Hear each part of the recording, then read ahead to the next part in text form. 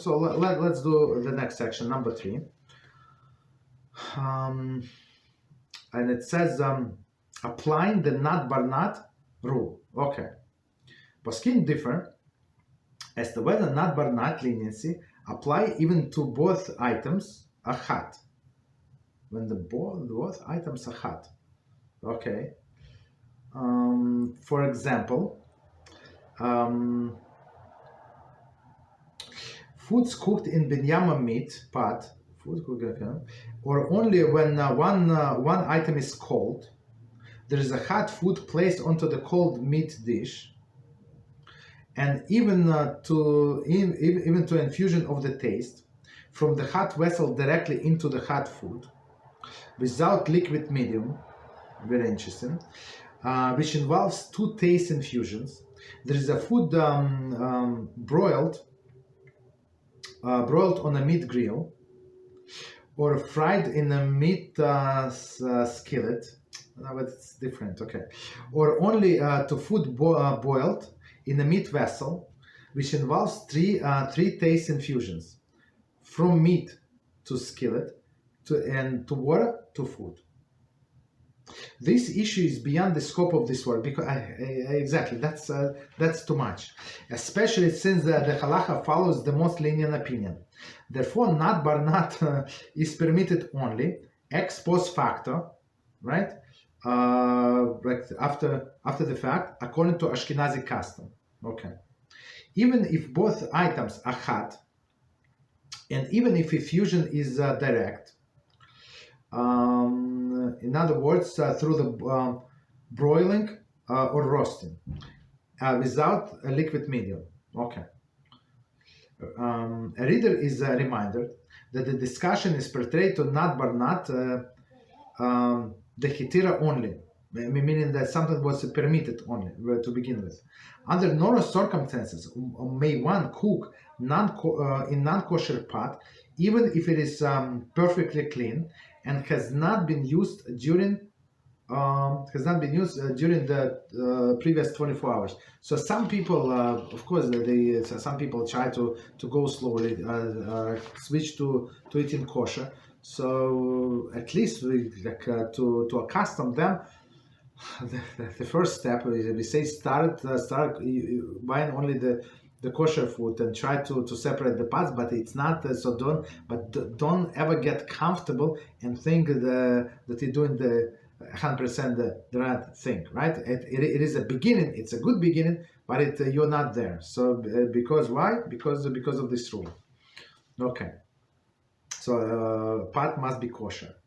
Okay, so let's do this piece one more time, and we try to answer that question about eating meat and milk at the same table. So I think it's a separate paragraph, a second separate section is that going to be here, but we should answer now. Okay, so let's see. So this one, applying the nat bar nat rule. So again, it is after the fact. In the beginning, try not to rely on this. Poskim differ as to whether the nat bar nat leniency applies even when both items are hot. Meaning, I'm not sure, hot cheese, no, I'm not sure what is, maybe they melted cheese. Here's an example. They melted cheese on this on our spaghetti. Okay, maybe, right? Maybe that would be example when both items are hot. Right? Poskim differ, so they do not agree. Well, what happened? If only one hot is one thing, but if 2 of them are hot, that's the difference of the opinion. There is foods cooked in binyama meat pot, right? Right, in binyama meat pot, meaning this spaghetti was cooked in a meat pot, or only when one item is cold, right? Or they have this hot spaghetti, right? And they put like a cold cheese, right? They shredded cheese on top of the spaghetti, cold cheese. There is a food placed on the cold meat dish, okay, or like this, right?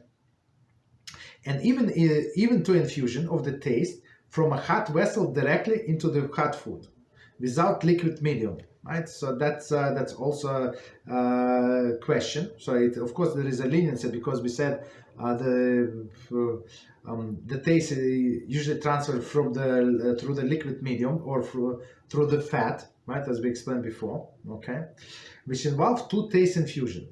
There is food boils on a meat grill. So as we said, broiled on the meat grill. That's a little too much, or fried in a meat skillet. So I would say this meat grill, I don't think that people clean it so thoroughly. So it's for sure it has residue. So as they say, we're not going to look into it at this point.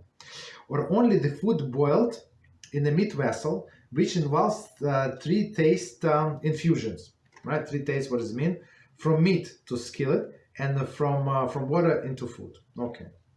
This issue is beyond the scope of this work, as we said, especially since Halachah follows the most lenient opinion. Right, so meaning that you're allowed, but after the fact.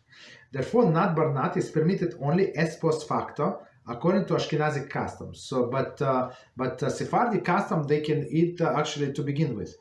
Right, they can cook the spaghetti in the meat pot and plan to eat it with